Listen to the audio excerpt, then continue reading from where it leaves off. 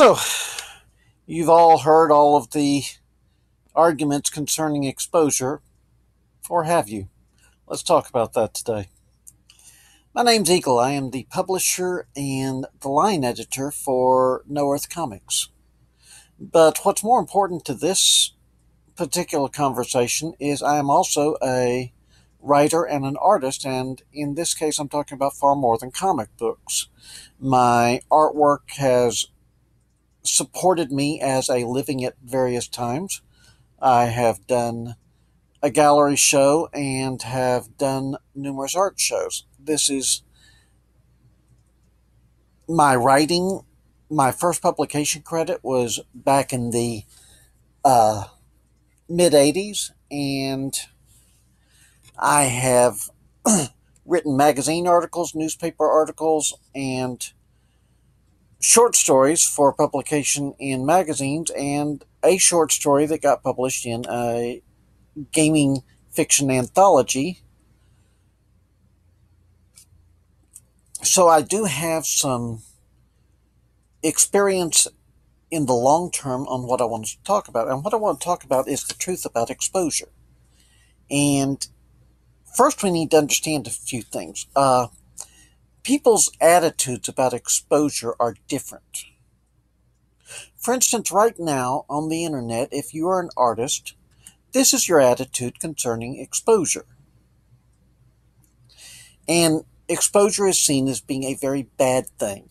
It's seen as being a horrible thing because basically people are asking you to work without pay. And the people that ask you to work for exposure are horrible people with no respect for art, no respect for artists. And the artists that work for exposure are horrible people because they're driving down the market for everybody else. Now, if you're a writer in comic books, this is your attitude about exposure. You don't care. You just want your stuff published. To the point that we have a number of people that are we have a number of people that are willing to pay the artist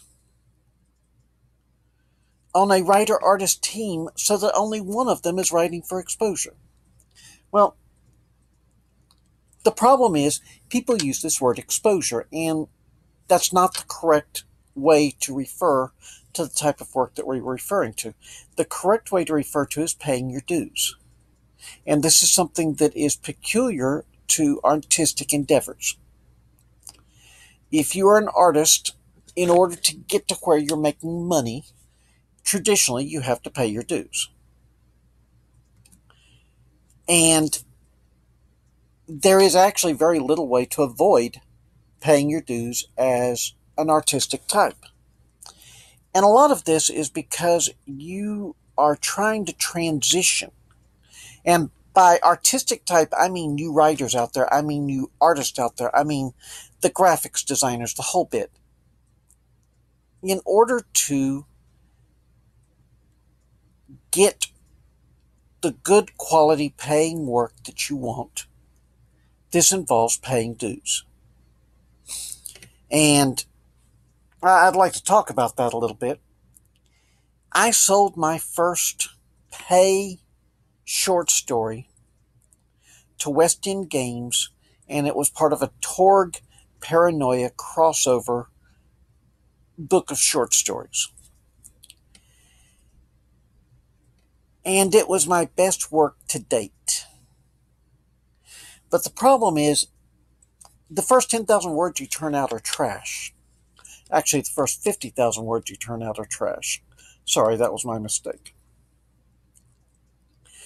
So what I did was actually very lucky. I turned in what, in retrospect, was an amateur piece of writing, but I was treated as a pro and paid as a pro. And were I doing that piece today and attempting to do that same story today, I see so many places I would have cleaned it up. And that's what I didn't see at the time. But this is the difference between being an amateur and being a pro. is that the little things that you see as a professional in a field are so much different than the big things you see as an amateur.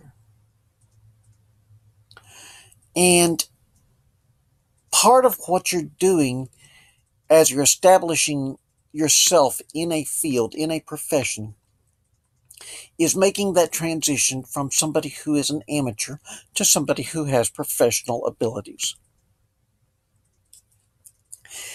And part of that includes the dreaded exposure.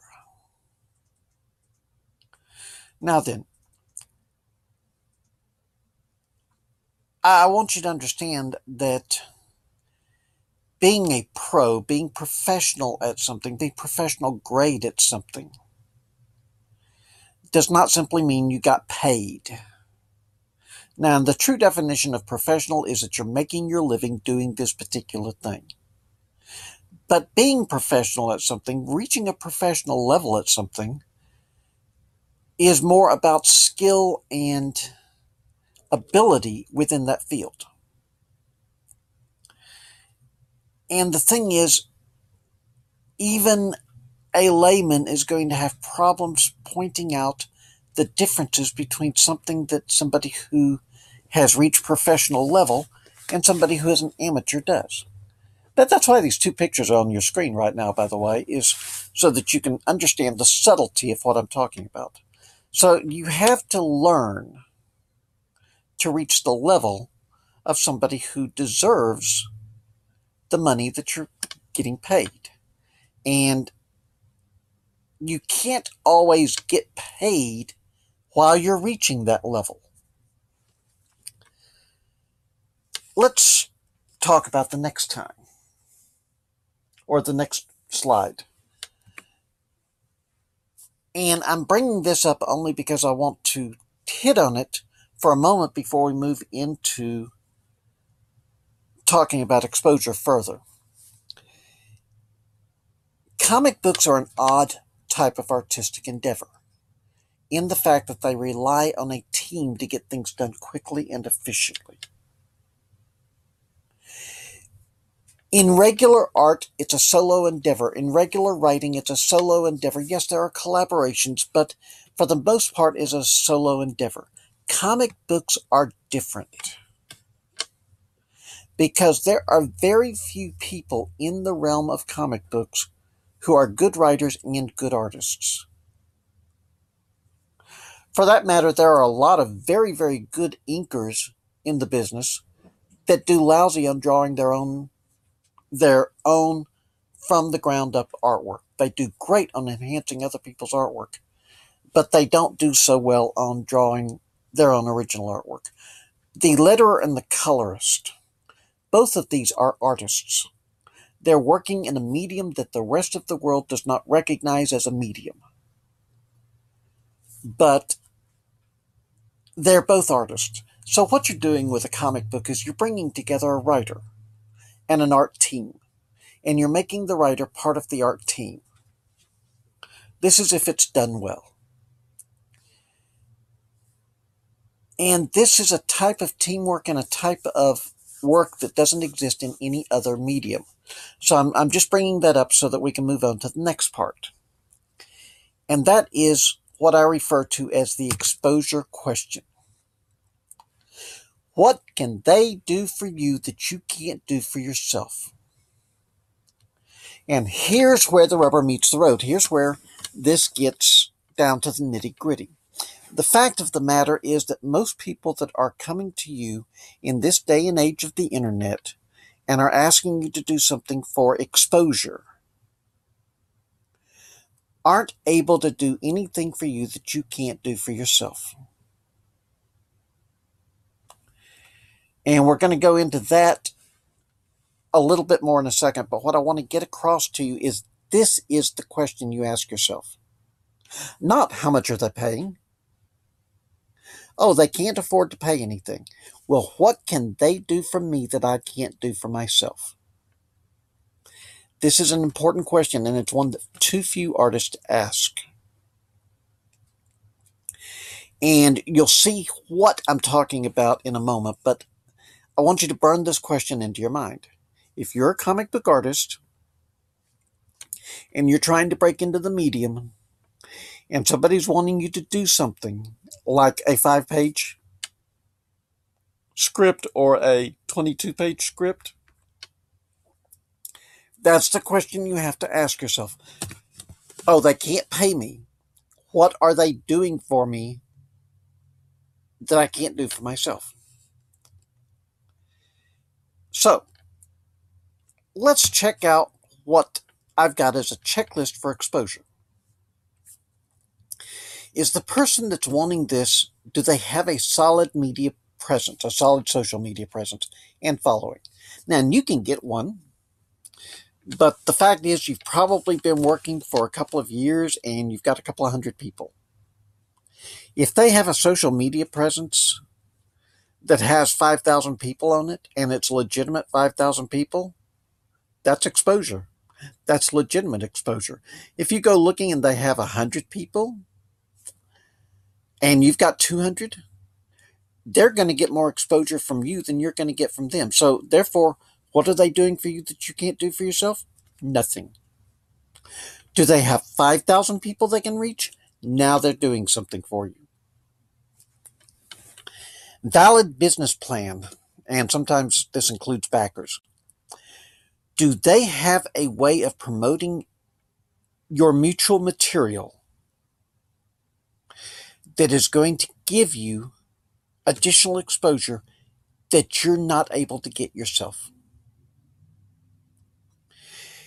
In other words, have they got a successful run at Kickstarter and they've done 3 successful Kickstarter projects and they tell you, if you will do this artwork, then I'm going to pay you on the back end off of the Kickstarter. By the way, the reason I bring this up is because most of the people who are calling exposure a bad thing also include back end deals on this. And back end deals do not have to be a exposure thing. They can be legitimate money, but right now the internet presence is starting to paint back end deals as just exposure. So, do they have a valid business plan? Have they done this before? What are their chances of success? Convention presence. This is something a lot of artists don't think about. Conventions are expensive to do. You have to figure that every convention you do is going to cost somewhere between $200 and $2,000. This is for table fees. This is for electricity. This is for food. This is for lodging. This is for the signs, the everything that's involved in being at a convention. Do they have a convention presence? Do you? Do you want a convention presence? The answer is yes, you probably do. Does this convention presence that they have bring enough to the table to count as a positive on the what can they do for me that I can't do for myself? Are they already spending the money for this convention presence, and do they have it? Valid experience. And this is something that a lot of artists overlook. It's something that a lot of writers overlook. And that is the fact that in order to bring a comic book to fruition, you need a lot more than simply the ability to write and the ability to draw. You need business experience. You need to understand profit margins. You need to understand how to talk to business people. You need to understand how to have a professional business presence. When I'm dealing with publishing a comic, I'm dealing with a printer. And believe me, this printer does not want to deal with amateur comic book publishers. They will, but your experience benefits so much from already having experience in dealing with business professionals. Having the valid experience, the marketing experience, the the networking, all of the things that go together to turn a comic book into a publishing venture. So this is something to consider in the what can they do for me that I can't do for myself. What you can't do for yourself is suddenly acquire 20 years of business experience. If it gets dropped into your lap as part of a deal you're doing, count it in the win column. On the reverse side, if they have absolutely no more experience doing this than you, then they're not doing anything for you. Next up is charitable venture. When I was first starting out doing web design, I did several things for exposure. One of the things I did was I did a website for the local Heritage Foundation, who also ran the Heritage Museum, which included a historical buildings park. Basically, they had 20 acres and they had moved historical houses and buildings from around the county onto this park and had rehabilitated them and in some cases practically rebuilt them. There were several log cabins that had been moved that they had to number the logs and take photographs before they moved anything so that they could rebuild it when they got there. And I wound up doing their site totally for free. Why? Because of the exposure. Because number one, this got my picture and my business in the local paper. Number two, this got me in good with part of what I wanted in return was a seat on the board. They gave me a seat on the board. Why did I want the seat on the board? Because the rest of the board was made up of local businessmen, my client base. It was made up of the movers and shakers of the county, and therefore I wanted to be able to access these people. So it was a charitable venture, which means I got a tax write-off on it, and I got exposure that I could not get any other way. I got my foot in the door where I wouldn't have been able to before. So what does this mean to you as a comic book creator? What this means is that there will occasionally come up things that you look at and you go, okay, the benefits of this far outweigh the fact that I'm not getting paid. I'm doing a fundraiser for comic book professionals with bills problems, and I'm doing it for this organization that is going to publish 10,000 of these and pass them out for free at conventions. Oh my God, that is a charitable venture that gives you exposure. Because you can see the benefit from this, and this is what I'm referring to as a charitable venture. Once again, we go back to the main question. What can they do for me that I can't do for myself? Next up, does it have a value? Is what you're doing going to have a value for you in the long run? For instance, as a comic book artist, does doing this enhance your reputation, or does doing this give you access to something that is worth money, such as the ears of a set of editors that can get you a possible job in the future? Does this advance your networking possibilities? There's so many questions to ask, and there's no way to answer them all. You're taking a gamble. Next up, is it going to enhance your portfolio or your reputation? Oh my God, this is so important. Doing this absolutely beautiful painting is going to make your portfolio look nice. Doing a cover for a comic book that you got paid $25 in exposure for is a ripoff to you, unless the comic is about to get, 10,000 copies printed and is going to sell. In which case, the fact that you have that comic's cover in your portfolio can be worth more than how much you got paid for it.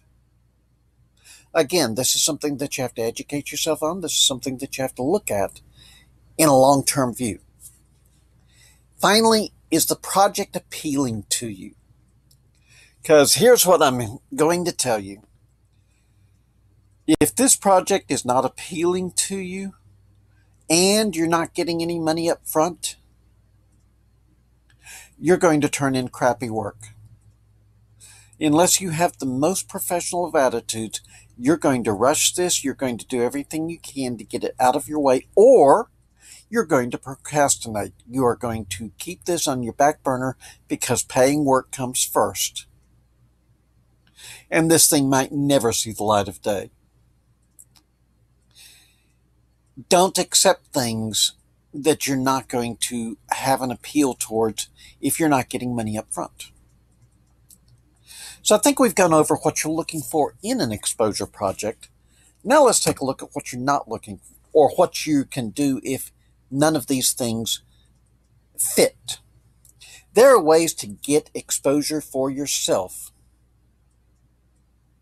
without doing exposure work for somebody else. The first thing is start a webcomic. A huge number of people have made it into comics by starting with a webcomic. You get to put things up at your own schedule. You get to put things up at your own pace. You get to do something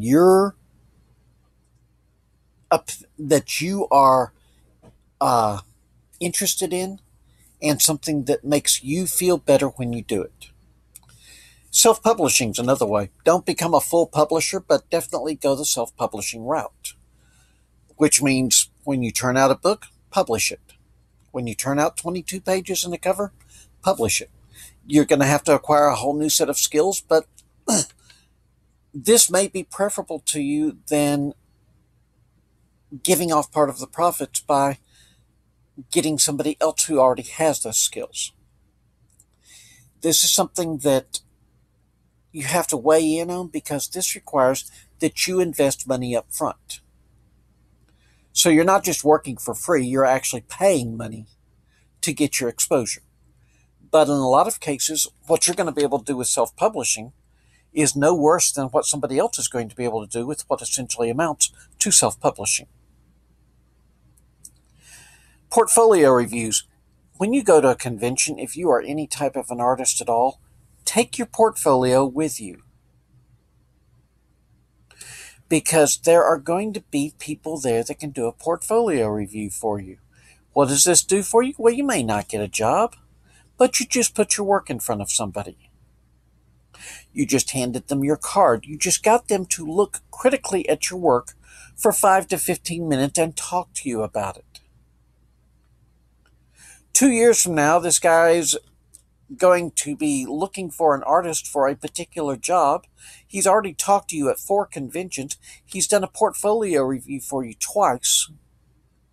And he remembers he has your business card. Bingo. This, by the way, is not an uncommon scenario for breaking into comics. And last up, social media. And by this, I do not simply mean Twitter and Facebook and Instagram. I mean going the entire social media route. The YouTube channel, the Instagram, the Twitter, the LinkedIn, everything that you can do to promote yourself on social media. And a lot of times you'll wind up with a couple of thousand followers instead of a couple of hundred. Now, and it's a lot of work. It's a lot of effort. And in fact, there are a number of artists that choose not to do that. They would rather piggyback on somebody else's social media, and that's okay. That's part of being an artist. Do you want to generate this yourself, or do you want to take somebody else's social media as part of a deal? So, what I'm wanting to say on this video is very simple. Don't look at exposure as being a bad thing. Look at it as being a potentially bad thing. Look at all of the other factors involved, because there's so much nuance in the discussion that is not expressed properly by a couple of memes. It's not expressed properly by the outrage. The fact is, nobody owes you a living. Nobody owes you paying what you think your art is worth. Instead, what you're going to get paid is what the market thinks your art is worth. And as you are coming up and paying your dues, there's going to be times when you are offered far less than you think your art is worth, and you're going to have to look at the other factors that figure into this and see if there's enough other things in this to offset the money you're not putting in your pocket. But this is always a question you should ask yourself. Can they do something for me I can't do for myself? If the answer is yes, then you need to take a second look at the situation. You need to look at it and evaluate whether or not this is going to be good for you in the long run and the short run. If you got bills to pay and you've got paying work coming in, for God's sakes, do the paying work. But if you've got the time that you're not spending on paying work, and you've got the financial ability to do some work on spec, take a look at it. Ask yourself the exposure question. What can they do for me that I can't do for myself? And see what your honest answer is. Okay, as always, like, subscribe, share. We need more people on the channel. If you've got any comments, please leave the comments below. I will answer all comments, and I like talking to you. I like having a conversation. That's what these videos are meant to do, is have a conversation. If you disagree with me 100%, still leave me a comment, because we can talk about that. So, thank you very much for your time, and we're going to talk again.